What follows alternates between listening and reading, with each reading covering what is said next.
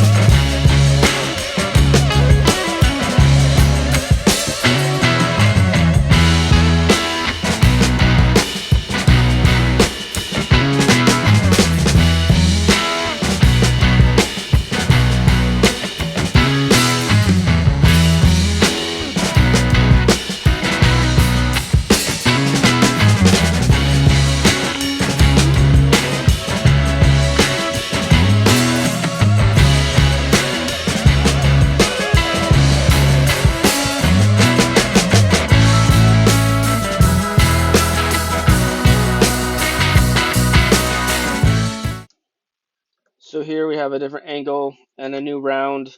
Yeah, so I guess the skill or the theory is to split it in half and pull it apart and put one side off to the side, and then try to maneuver the other piece um, in, in the spot and split it either in half again, so into quarters, so that it's more easy to handle. And then I'll probably go like this, yeah, split there in a triangle, get that off, and the toggle off, and then I have a branch yeah, right on my right hand side there. You see it. So this is going to probably be half of this split. This piece is going to be for rackwood, and the other part is going to be um, for bundle wood because of that branch, and it's not going to be a very clean cut yet. So over my right shoulder for the rackwood, and this piece here probably going to be the same. Yep, right hand side, right hand side. And this piece is clear, so it's going to go off to my left, probably for bundlewood. Yep, those are pretty small pieces. Yep, there we go. Small, put it apart, and then over shoulder. Yep, there we go.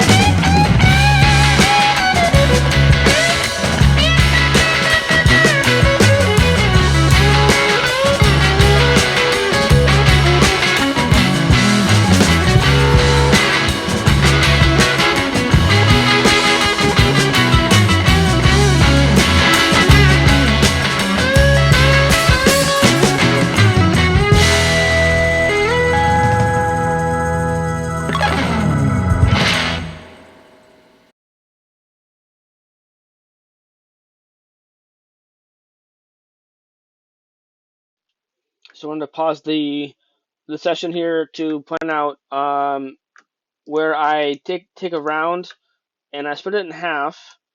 Um, that's big, and then I attempt to split it into small slivers. It's kind of like what I do with my cedar to make kindling. Kind of to split it in like these flat pieces, and then from there I cut them into smaller pieces where they're kind of more or less like in squares, and then kind of just gonna hit it and split and hit it and split, hit and split, and so that way it's really fast because you don't need to go all the way down to the ground. Just kind of split it enough where it will cut and split it and, and pull it apart and then toss it. And then to the next piece here, I'll do the same. It's just gonna hit it up and then down and hit it, but be very careful with my hands are right, my hand, and then when that's a split, I'll get to go and then toss. So the next half of the round, I'll do the same thing or try to depending on the grain of the wood. So we go half first on that one, so into quarters from that round, put aside, and then go in nice flat pieces. There's one. Do one more flat piece if I can. Yep, there we go. Split down. So I have three flat pieces, and then turn around and then make smaller pieces or cuts or splits for the pieces for the bundlewood, and then I'm done. So that seems to be a very fast and efficient process to make bundlewood, depending on the size and type of your rounds. But that all seems to work good.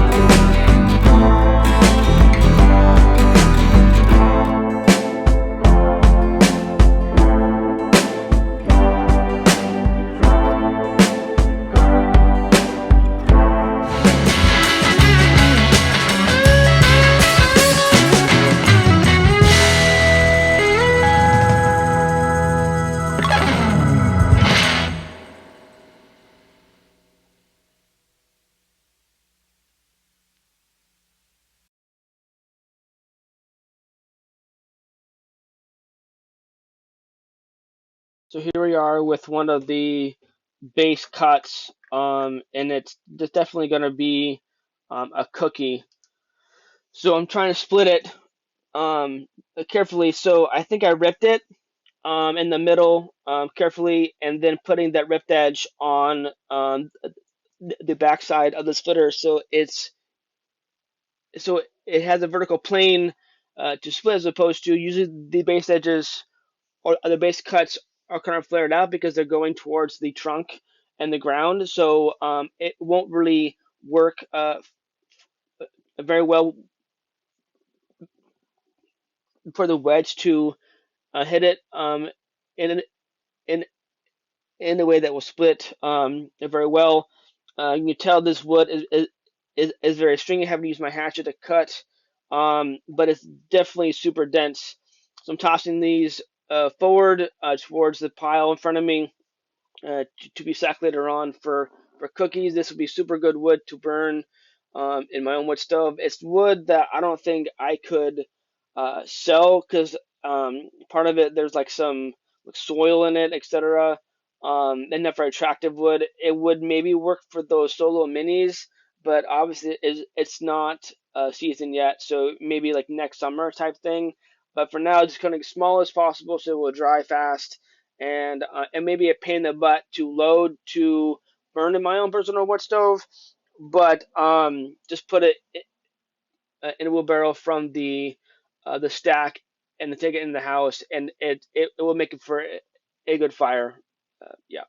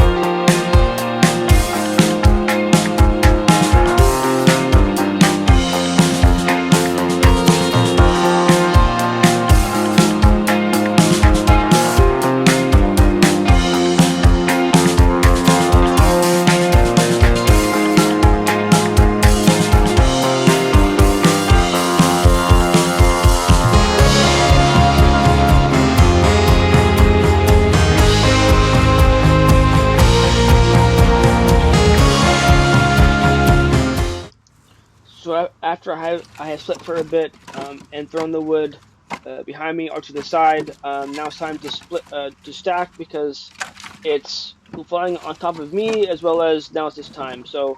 Um, so right now I'm starting on to stack the bundle wood. Nothing too important here, nothing too fancy.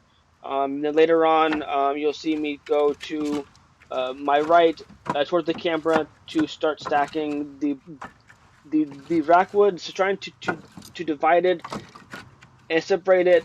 So when I go to prepare my bundles and my racks, I don't having to pick and choose a certain wood from the stack.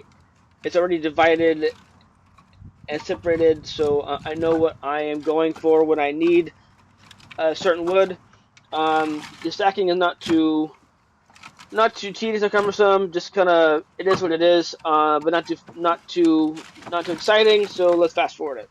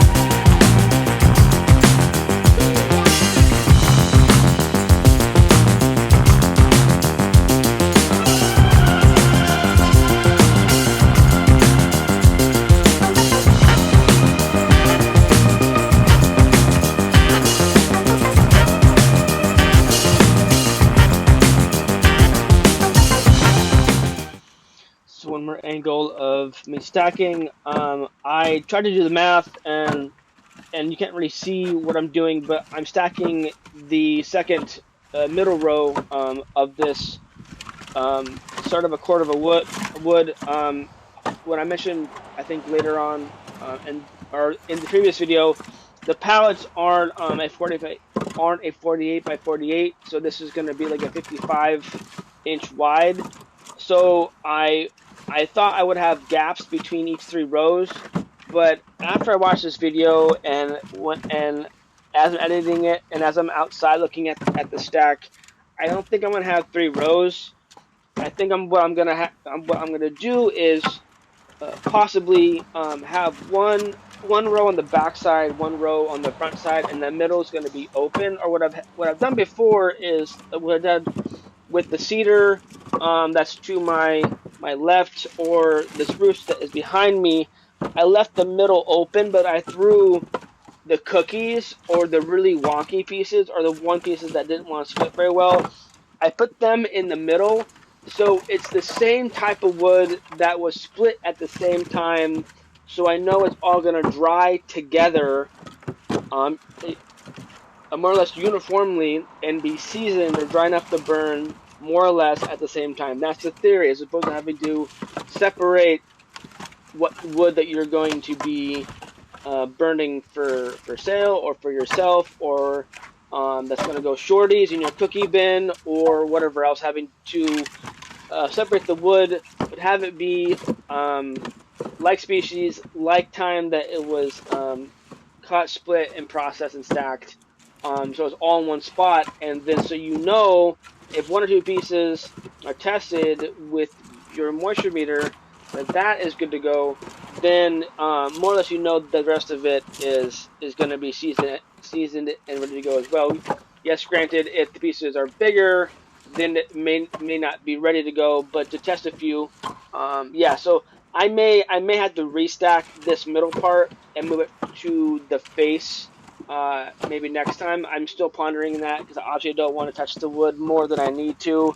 More work on my end and more time spent on something that's already done. But to make sure that there's good airflow on all sides of the wood, so it will dry as fast as possible. I'm not too concerned about this wood, but yeah. So let's go back to it.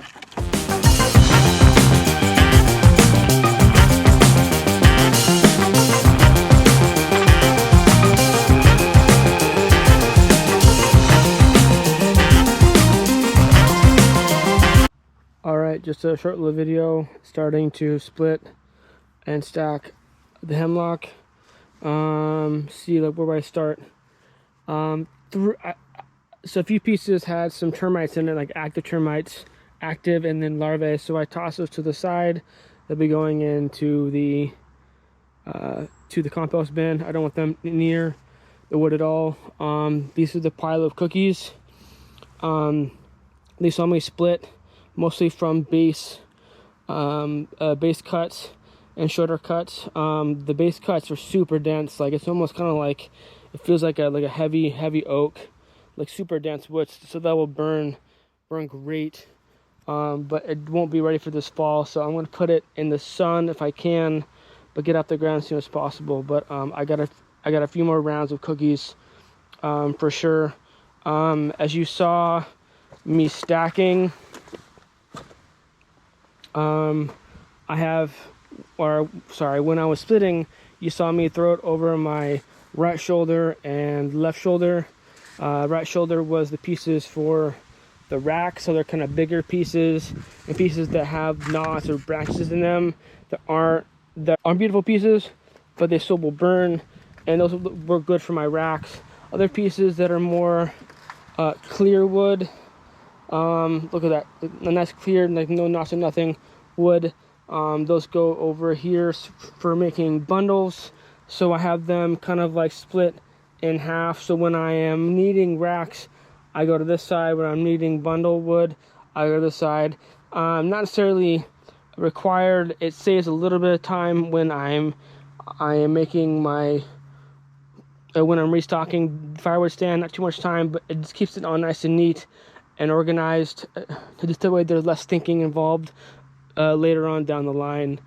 when you saw me cutting, kind of like what I did with my pre-positioned cedar kindling pieces. I'll take the round and I'll cut them into kind of like thin like lengths. So then when I go to split them, it's like bam, bam, bam, bam, bam. So where I get these kind of like squared off pieces like this, and these seem to stack very nicely in the bundle maker to make bundles. So, and I try to make them kind of small, not like kindling size, but definitely good size for to make bundle wood out of. So they will fit in the bundler as well as will dry fast. So this one definitely won't be ready for the fall, maybe winter, but then we're gonna probably have a wet and cold winter, so it won't dry. So probably this will be maybe ready in the spring, but we'll see how that goes.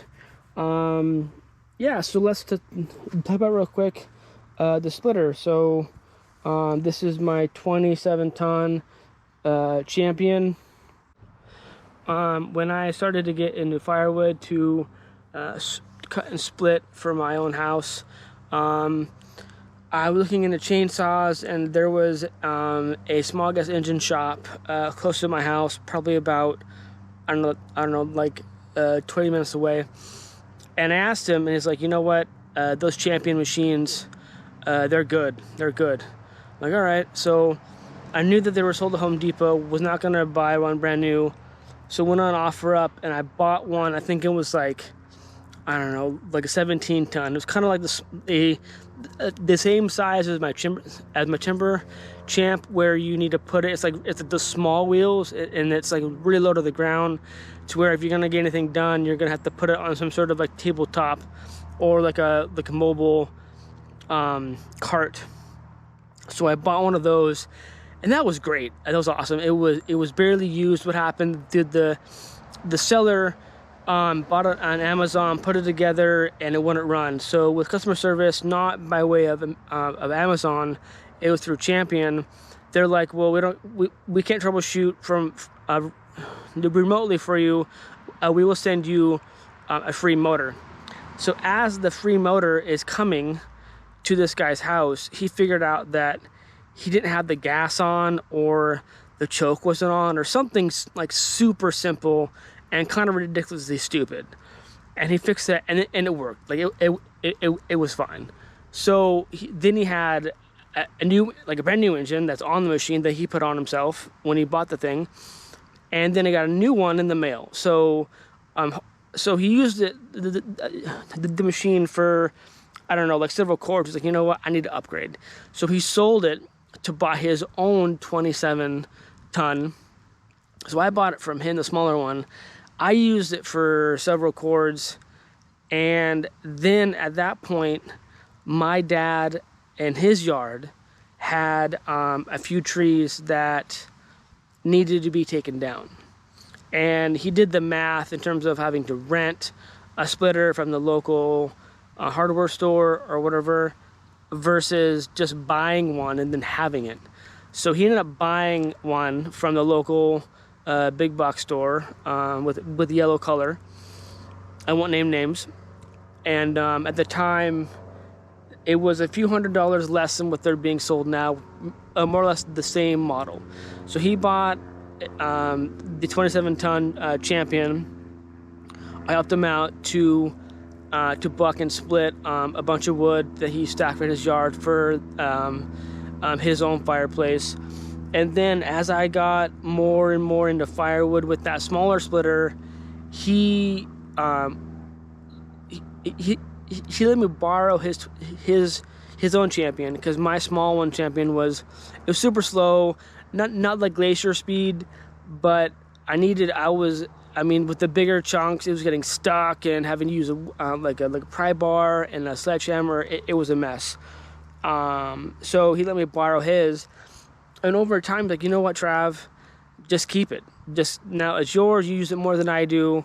And then obviously, if he ever needed to borrow it, he would have full reign to borrow it, and I would probably help him. So I took it from his yard, his shop, put it in my yard, and I've been using it ever since. I don't think we've used it at his property yet. my parents' property since they have given it to me. So thank you again to my parents, and shout out to them for supporting, keeping my family warm, and this side hustle. So that's how I came to having the Champion. Yes, it's a homeowner version, definitely not pro. What I like about it is it will go horizontal and vertical. I prefer to split at least bigger rounds when it's in the vertical position like it is now. I don't have a log lift on it, obviously, so to manhandle the rounds or the splits while it's vertical seems to work fine and it's safer. I can pinpoint where the blade's going to be, the wedge is going to be, to cut the wood where I want it to cut and how I want it to cut. Versus when it's vertical, you don't have the eye of where the wedge is going to be exactly, and sometimes you kind of have to hold the piece up to have the blade or the wedge cut where you want it to specifically, and that kind of is tiring on your hand and your arms to kind of hold pieces up for that split second. It's a good machine. You see me toggle on and off the handle. It does have an automatic return on it, which is nice, but when you have a piece that's 16 inches or under, and if it goes all the way to the beginning of the ram or the piston, and having to travel all the way back down to the log each time, those are seconds, and that adds up. So I ended up, when I'm done with the split, I have it go up automatically, and then I'll stop it just right above, maybe like inch or so right above my log. So it is right where I wanted to split it, more or less, in terms of like where it is on the piston, and now I have to travel all the way back up to the beginning, and then all the way back down. It may not seem like a lot, and I know I'm putting more usage on the handle than maybe need be, but I feel that is a good way to do it and save me time. Not having to wait for it to go down and then up and then down and then up. So I hope that all makes sense. I do use the machine horizontal. Like, there's a few pieces in here that are small that I can handle myself to maybe split. Since this thing doesn't have much of like a tabletop, like when it's with horizontal, there's nowhere to put extra pieces. So even if I was able to manhandle a big round when it's in the horizontal position, when I split it in half, where do I put the other half as I'm splitting the half that I'm going to split? Like, to put it back on the ground, then to lift it back up doesn't make any sense to me.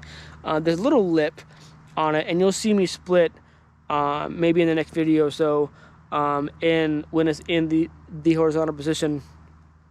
But I really don't, because of the issue of where to put the wood, the extra wood from that first split of the round. Where do you put it so it's out of the way, but still, so it's out of the way, so you continue splitting on the initial piece that you split, but still have it be accessible, so you're not having to bend down or bend over or having to turn around type thing. So sorry the sun's right on my eyes. I was in the shade for a second, and then the sun came out again.